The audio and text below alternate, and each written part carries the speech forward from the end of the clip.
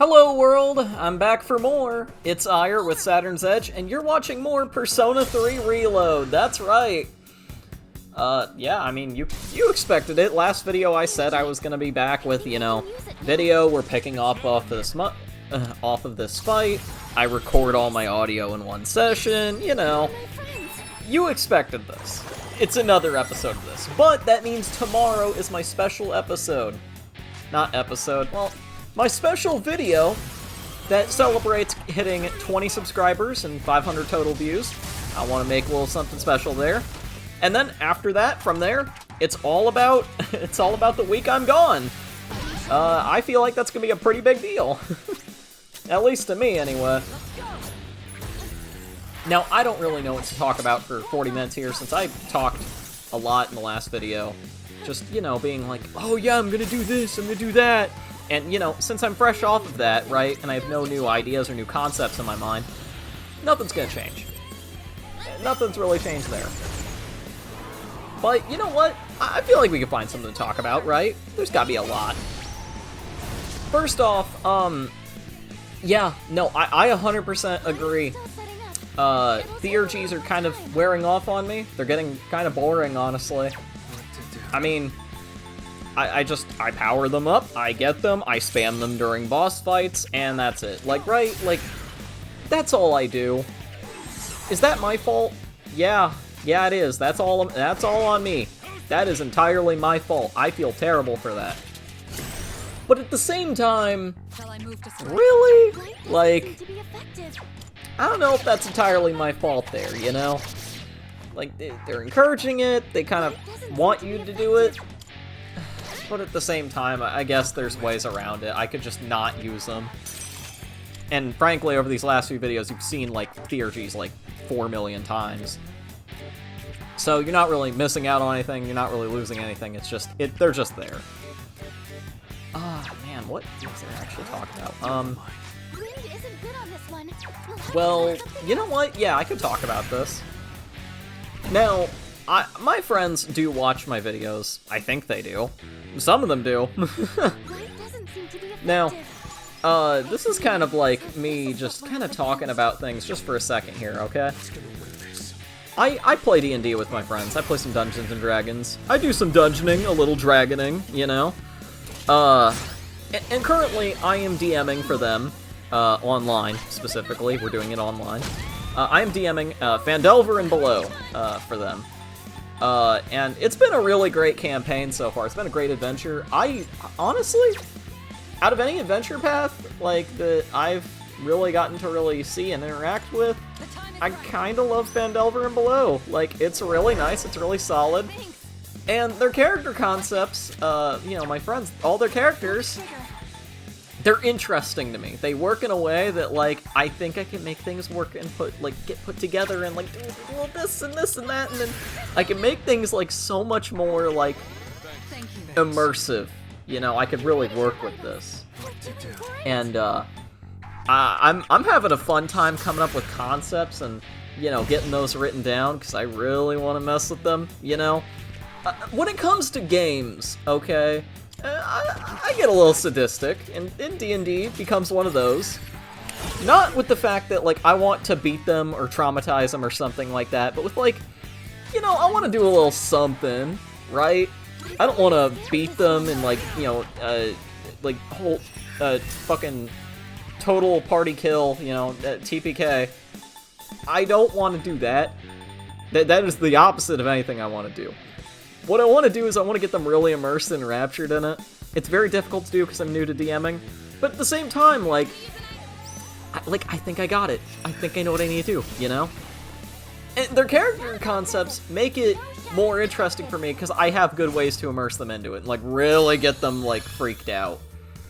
I'm confident, not in my ability as a dungeon master, but in my ability as someone that likes to just kind of play around and really mess with people, And, it's a fun time. I don't think any of our D&D sessions are making it to YouTube. There's just no way. It's a nice, private thing. There's no need for an audience, I'm not, you know, we're not skilled at anything. It's not like, you know, Critical Role or Legends of Evantris or really any D&D group ever that has ever appeared online. You know, I think Dungeons & Dragons is like a pretty tame thing. It's very chill. Occasionally it can get intense and real, right? But, you know, I just don't... I don't know. I don't feel like Dungeons & Dragons is like a great thing to have, like, as like, in my case specifically, as an online thing, to put up videos for it, you know? I just don't think putting up those sessions is a good idea. What is a good idea, however, is, like, you know, I'd say, like, oh yeah, you know, animating moments from, like, you know, certain points in time, or, you know, just a couple things, right? Just small stuff, you know? It's very, important. It's very important. I will say that, like, I'm way better as a player of D&D, rather than as a dungeon master. And so, getting to do that is, like, a very interesting experience for me. Because I never would really fall into this category. I'm usually a player, I follow the story, I just kind of mess around, I do whatever I do whatever I feel like, kind of within the story, you know? I'm just putting it simply, I have, like, a system of limits, and DMing, being the dungeon master is kind of, it's a little difficult sometimes, you know? Yeah, it's new to me, it's difficult, but I'm working through it. I'm actually starting to really get the hang of it, and I'm calling the shots. I'm making it work. Man, what else is there? I guess I could talk about, like, some of their character concepts to kind of pass the time. David, you know, I'm playing with my real-life friends, the ones that you've known from my videos, okay? David, he's playing, I think it was a High Elf. Yeah, it was a High Elf Divination Wizard. And I really love the character concept for him. I like the whole, you know, I like the whole divining and, like, psychic and, like, the future sight kind of idea. You know, I really love that. It's a nice little thing. But especially for his character being, like, kind of just naive in general. Like, it's really nice and funny, because I could get to kind of play around with that. Dan, he's playing a bugbear that was a circus clown. He's a barbarian. And I gotta say, I really enjoy his character a lot. Man. His is like the mix of, like, battle focus, but man, Dan can do some role playing. He's really good. He's really good. Man. Buddy's character is great. He's playing as a GIF ranger, but specifically the, what's that one subclass called? It has something to do with bug swarms? Like a bug keeper, in a way? I don't know. But, it's really funny to have, like, this older GIF just being, like, really into bugs as, like, a character trait. I love that. Like, he thinks he's, like, lived this whole life, and he has, and now he's just like, yeah, I like my bugs. I love that. And then, man, I mean, I've got a couple more characters in there. Dylan is, playing a... What was that? It's not Kitsune, it's Tabaxi. Yeah, Tabaxi Rogue. And I've got one other friend of mine. Well, technically two others. I've got one playing a Tiefling Sorcerer. And I've got the other, he's playing a Human Paladin, and he's... It's been a fun time, it really has. I gotta say, it's just... it's wonderful. It's such a random cast of characters to get really... to really get to put together, or to have put together. But I really enjoy it. I really enjoy that sort of thing. Man, what else is there to say? I mean, Phandelver and Below as a campaign is really cool. I love the fact that it's just Lost Mine of Phandelver for the first half. But then they, like, really throw this curveball at you that you have to set up if you ever want to do the second half. So you have to, like, build stuff up over time and really make it connect, and it's so, like... It's so cool! I love it! It's such a good expansion on the original adventure. It's just amazing. I love it. Now, Wizards of the Coast recently, I do not approve of it in any way, and frankly, I'm mad about the new rulebooks, but that's a whole problem on its own.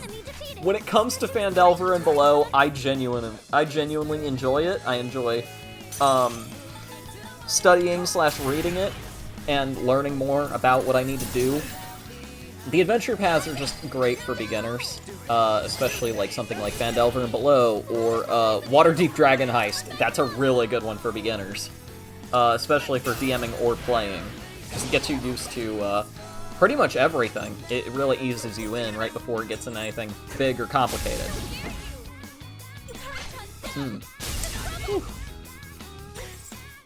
Our last session we had, I think it was just like last weekend, right? It was mainly kind of a roleplay based one. There wasn't any combat. It was more about exploration, like understanding the town of Phandelver. And I gotta admit, I was learning along with them just a little bit, because I tried studying as much as I could, but I still didn't quite get it until, like, I was actually playing with them. And that was honestly such a nice change for me, to get into it like that.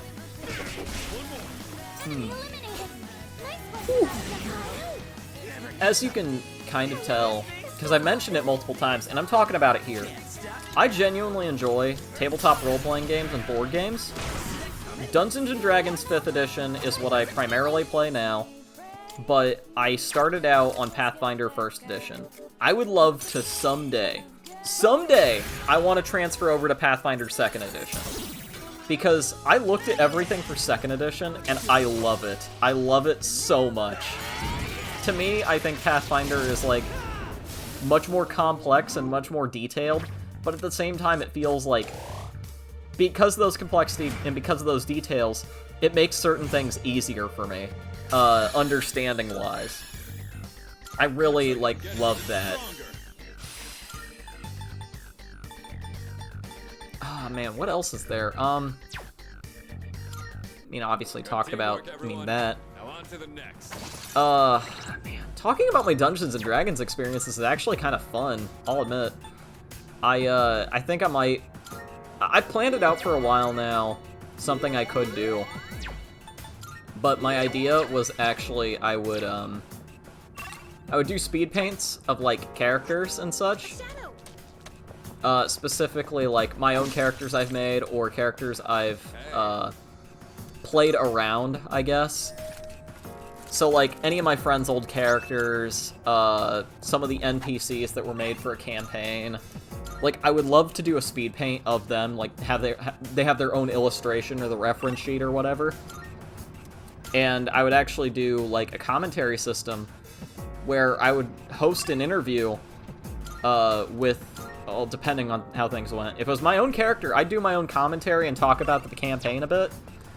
But if it was another person's character, or the NPC, or something that the DM came up with, I really want to do an interview with them. I want to do an interview with the person and have that commentary there, and it's just us talking back and forth about the character and really getting to understand the character on, like, a kind of a deeper level. To me, I think what's cool is player-made characters, or any characters in general, okay? What stands out to me, I should say, is that whenever you're playing a character and one of your friends is playing a character and someone else is DMing, right? You don't entirely understand where the person, like your friend, is playing their character. You don't know exactly how they're playing them in, like, kind of a weird way, because you're so focused on yours. And with the DM, you don't quite get how they were trying to make the NPC. And so you want, like, an opinion there, but they can't spoil anything for the sake of the story, so it's like a mixed balance. You're so focused on your character that you end up, like, not being able to truly understand the characters of other people.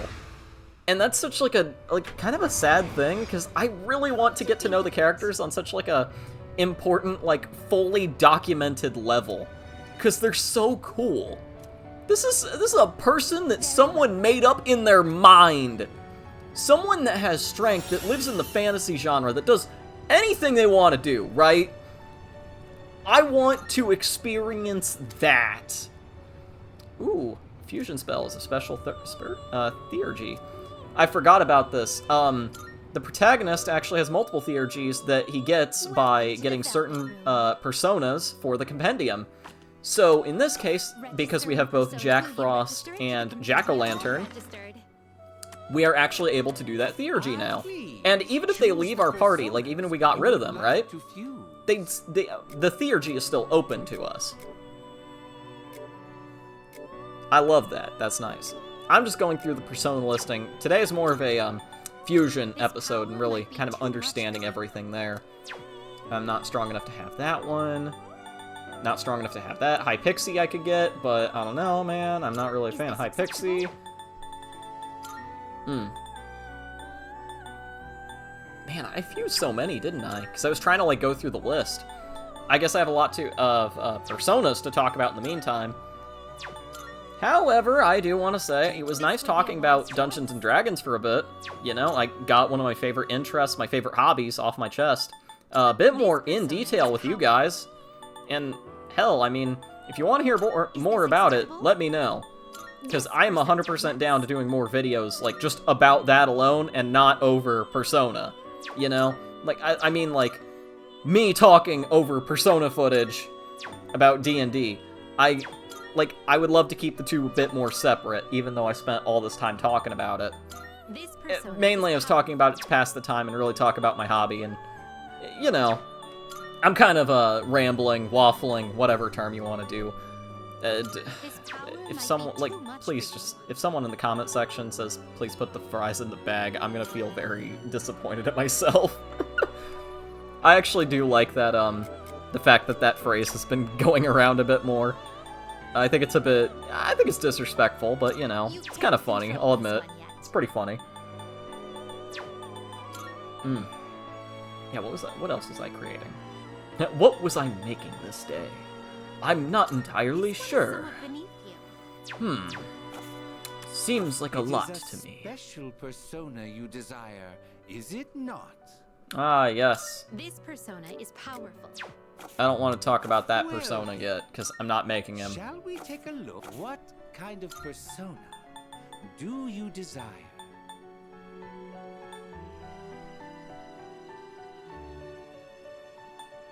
I want a persona. Igor, I want a persona.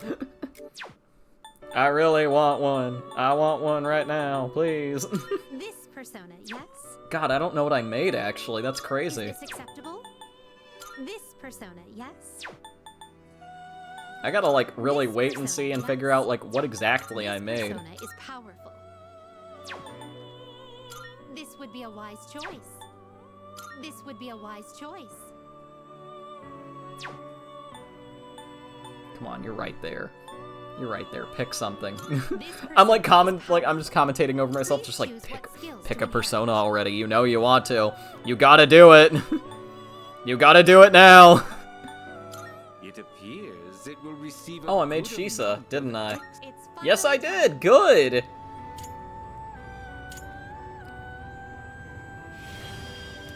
So let's figure out. There he is. I don't know how to pronounce the name. Is it Shiisa, or is it... Yeah, probably Shiisa. Shiisa? Well, no, there's no hyphens or anything. It might just be Shisa. I don't know. Point is, they are a part of Japanese mythology and Chinese mythology. Interesting. Cool, cool. Japanese protector spirit, or guardian deity, in Okinawan mythology, so specifically for Okinawa.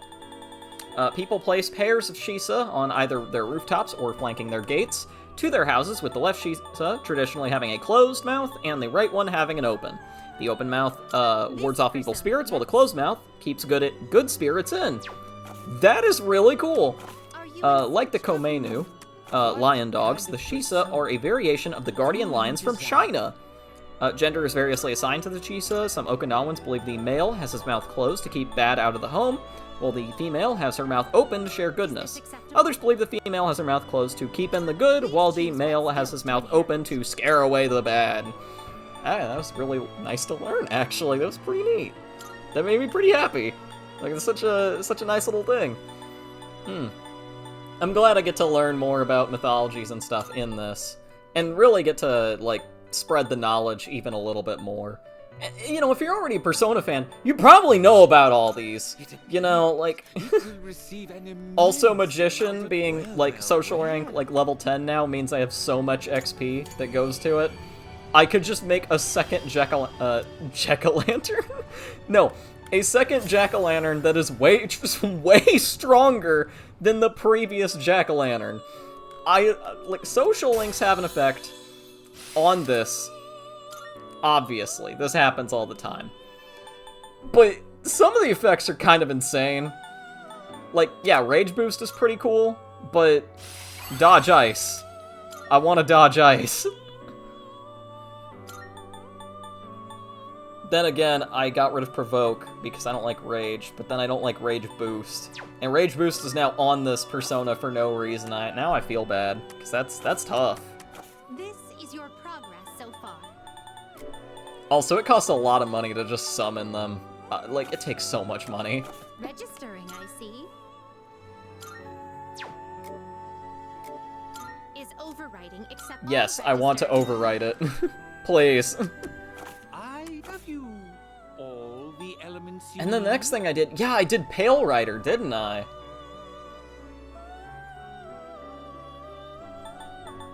I definitely did Pale Rider, and I was trying to figure out a good way to get him. Shall we take a look?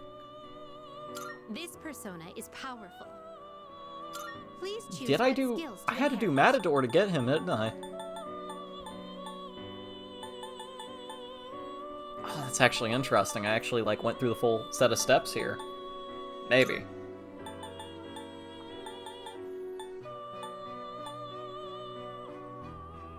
Maybe. I hope so. It appears it will I just want to see him hit the confirm. Yes, I did get Matador. We can talk about him. Matador is from European mythology, very general there, but it is a bullfighter in Spanish and Portuguese, derived from the late Latin word mactator, which means to subdue or kill. It is the name of the toreros, sometimes called toreadors in English-speaking territories due to the influence of Carmen. So, you know, connection there. That perform in bullfighting events famous in Spain. Matador is one of the toreros, and the word literally means killer, as it is the matador's job to kill the bull. Prior to the modern-day evolution of bullfighting, however, the matador wasn't the star of the performance, but the picador. Their decline in popularity was due to matadors adding more flair into their trades, as well as the general gain of importance of commoners, as early picadors were usually nobles. And then here we have Pale Rider. I can finally talk about him. Pale Rider is from Abrahamic mythology, and is it just the Grim Reaper? Probably not. There's a bit more there. The Pale Rider, or Pale Horseman, is the fourth and final horseman of the apocalypse, according to Christian scripture. The rider traditionally represents death and bears a scythe of death. Despite typically being portrayed carrying a scythe as his weapon, much like the Grim Reaper in the book of Revelation, he is described as bringing Hades wherever he rides as his symbol. His color being pale as opposed to an actual color could be reflecting the sickly appearance of a corpse, though old translations could be interpreted as the rider being pale green and yellowish green. Unlike the other three horsemen, death has also been specifically mentioned in texts surrounding the Day of Judgment, where God himself takes both Hades and death alongside the devil and all of his followers and places them in the lake of fire for all of eternity. That's kinda hardcore. That's pretty badass. That's pretty cool, actually. I like that. I like a lot of things. You know it by now. What was I really doing for the next 20 minutes? Was I helping out? Good day. I was, wasn't Are I? you accepting Let's hear the results. Ooh, the sugar key. That's neat. Very well. Yeah, what did I really do next for the next 20 minutes? I forgot.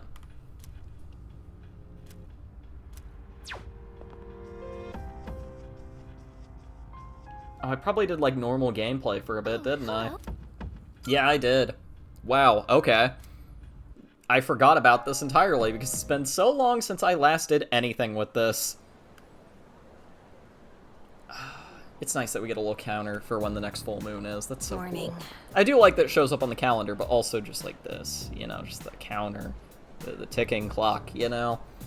It was a pretty boring morning there, Yukari. What do you think of Kirijo-senpai? What do you mean? That's...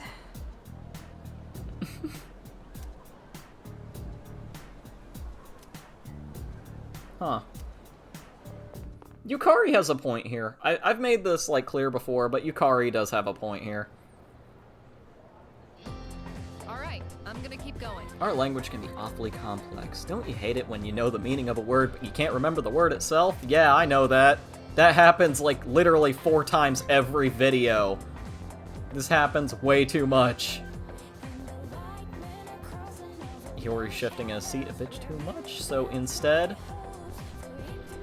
Gotta continue that. Please hit the button. Thank you.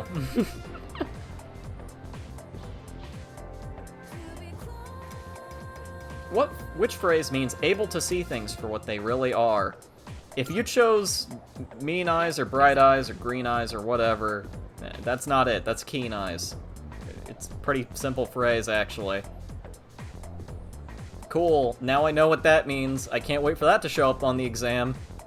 Awesome. They're telling us to look deeper. And I earn the respect of my class. Amazing. Oh, that actually got me a rank up. I forgot about that. Okay, maybe I shouldn't act like that. That was kind of a dick move. I forgot that that was how I actually got a rank up. That's crazy. Man, what did I do next though? That's I'm going through this and I'm wondering like what the hell did I do? You know? I just don't get it. I don't like quite fully I'm not there. I'm not fully there. Let's see, Kaz, Micah, Maiko, Odagiri. Oh, Kurosawa has something for us. Oh, it's a good deal. That's what it is. It's always a good deal. I'm selling all my junk to you. You're taking all of my weird gems and rocks I found. Take them. Sell in bulk? No. All right. I don't want them anymore. Now I'm rich. Running a little sale today. See if anything catches your eye.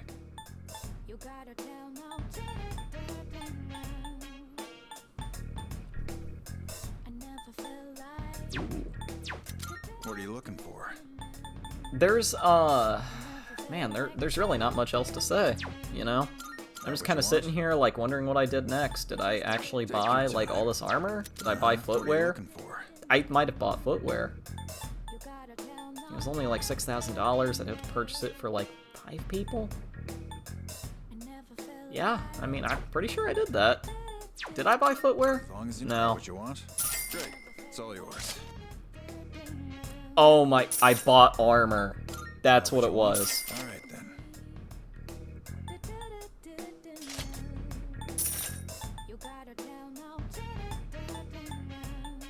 That what you want? Great. It's all yours. I actually bought, like, 50 grand in armor. Man, I am good at blowing money. Everything like it? All right, then. Goodbye, I have no need for this. I'm selling your clothing and now you're wearing knight's armor. You know, like, I just love that stupid thing. To me, selling stuff in RPGs is like one of the funniest things you can do, because there's so many little bits you can do for it. It's just so dumb. Like, yes, I will sell these shoes. Sure now. Your shoes that you just owned, yeah, they're nothing now. Bye. I'll take that.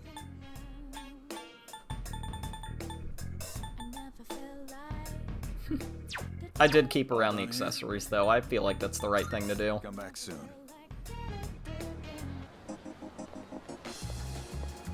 Yeah, what did I do next? I couldn't go to Club Escapade just yet, because cause it's not open till night.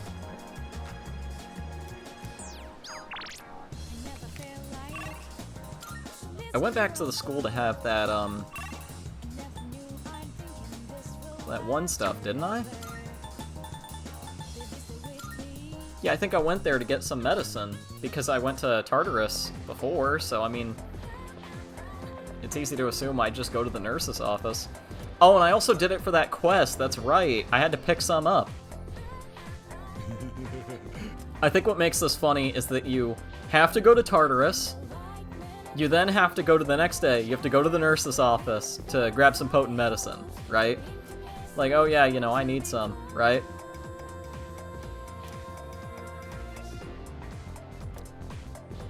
And then you lie to him, and then you walk out the door, and then you come back in, and then you grab more medicine. That is, like, literally everything I did there. I literally walked in, lied to him, grabbed the medicine, went outside, came back in for more medicine, and chugged it down in front of him. I just think that's funny. That is super funny to me. Like, clearly this dude doesn't know what he's doing. Nah, he does. I'll give him credit. Mr. Edogawa always knows what he's doing. He's an alchemist and something about Saturn, I don't know. Yeah, poison carrot. Now, see, now I'm worried. It smells incredibly bizarre. If I drink it, I'll go on an adventure. Yes, JoJo's reference. I know, I made that for an episode. I literally made the title of one of my episodes a JoJo reference. I am... I could do better. Nah, I'd win. Okay, then.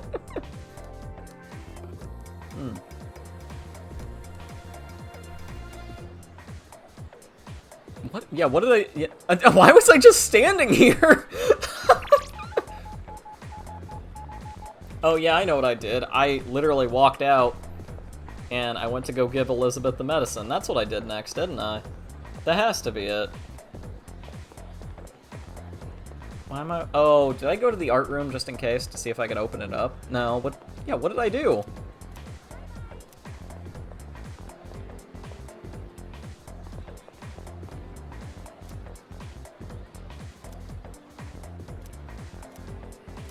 Huh. White goth look in the middle of summer. It's crazy. Yeah, no, I literally went back to Polonium Mall to give that medicine. I just literally did that. That's the thing. That's the episode. I'm naming that's the title of the episode. I gave medicine to Elizabeth. Marvelous. Thank you. I'm looking forward to it. Here are my requests. Wonderful. Here's the medicine. Take it now. Please. How splendid. Awesome, I got a steel pipe.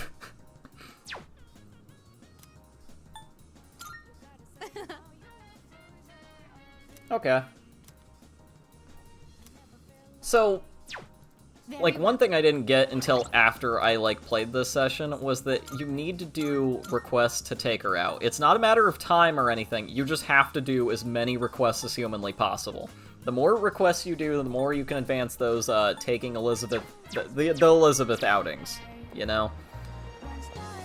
That's, like, the big thing. And, you know, that's nice, but now I have to do, like, a lot of requests, don't I? Like, a lot of requests.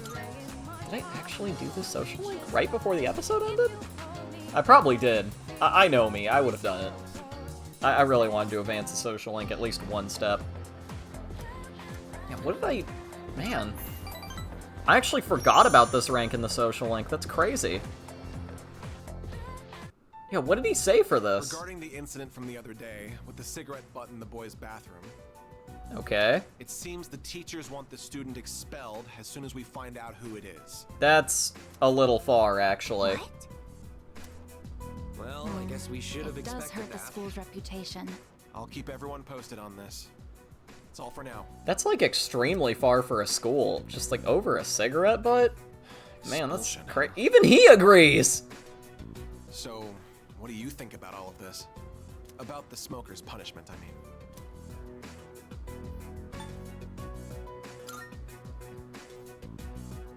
Yes, I think so too. I actually like that. Like, we saw him be, like, a lot of, like, a rules person earlier. The goal But here should be to prevent he's this from also happening. reasonable, you know? I'm not counting That's something I feel like earlier on we didn't give enough credit for him. We thought he was kind of eccentric. No, he's reasonable. I don't sympathize with students who break the rules, but does kicking the bad kids out really make the school a better place? And then he drops that line. Like, how can you not? This is something a lot of schools do, and it sucks. Not like me to whine about it. I guess I'm just confused because I There feel so goes my powerless. one political take, I can go or above and semi-political beyond this take time. for the Earn episode. the You know, teacher's I only trust. get one of those every That episode. will I can only say it more then. weight around here. Just you watch. I'll work my way to the top. I believe in him. But yeah, like, you know, this game had some lines. It has some lines that really connect and work, that are still somehow, sadly, relevant. I still have some work left to do. He drops that line, and I'm just sitting there like, this is what I've been trying to say for years. By no means, like, I don't think I was a bad kid in school at all. I don't think I was, right? I don't know. But at the same time, like, I felt like the punishment for a lot of things was too stupid, you know? Like, really? Fighting back against bullying is, like, an immediate suspension for, like, a week? That's insane. The no-tolerance policy is one of the dumbest things to happen to schools. That's my take. I'm not elaborating further on this. We all know that everyone has this take. If you are a part of schools or you're a part of a PTA, you know the no-tolerance policy is one of the dumbest things to happen to a school.